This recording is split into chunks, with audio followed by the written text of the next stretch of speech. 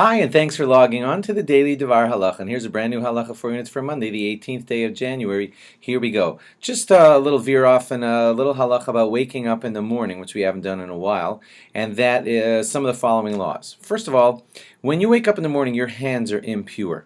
One of the reasons is it's Kabbalistic because our bodies are in a whole nother state while we are sleeping, and that state is considered like sort of in the direction of death, not dead, but in that direction. And impurity, which we call tuma, rests upon our hands, and therefore our hands in the morning need to be washed. Before our hands are washed, we don't want to be saying any brachas. We don't want to be saying anything holy. We don't want to be touching our eyes, ears, nose, because not that we totally understand this, but we don't want that impure spirit to be entering into our bodies in Kabbalistic ways, mystical ways that we don't understand. So we want to wash our hands as early as possible in the morning in that style of, once on the right, once on the left, back and forth, 3 times over both of our hands with the bracha of Al Natilas Yadayim, which some people will say later when they say the brachos all together when they get to shul.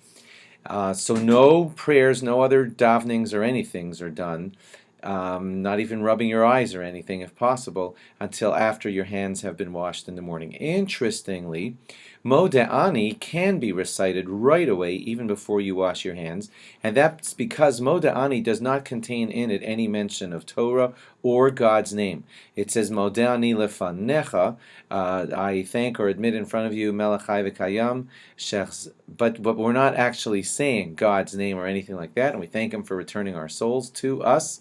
And because we are doing that, we are allowed to say that kind of thing. We're just not allowed to say a bracha or God's name or Torah until all that gets taken care of. But Moda'ani is clear. While I'm on it, a little piece of trivia about Moda'ani that some people get wrong. You say Shechzarta bi nishmasi bechemla, that you have returned my soul to me with great mercy, and then Rabba emunasecha, great as your trust might be the way to translate that.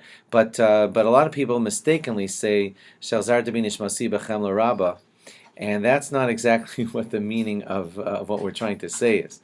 We're trying to say that you have returned my soul to me with mercy, and then Rabba emunasecha, great is your believability, your trustworthiness, and that's how it's supposed to be said. So there's some quick laws for you about the Natilas Yadayim of the morning, the impurity of the morning, and Moda'ani of the morning. The other reason that the impurity is considered to be on our hands is for a more practical reason, and that is because during our sleep, our hands are touching parts of our body that are often covered, and that in itself adds to an uncleanliness on our hands, and therefore we want to wash our hands from that too in the early morning as soon as possible.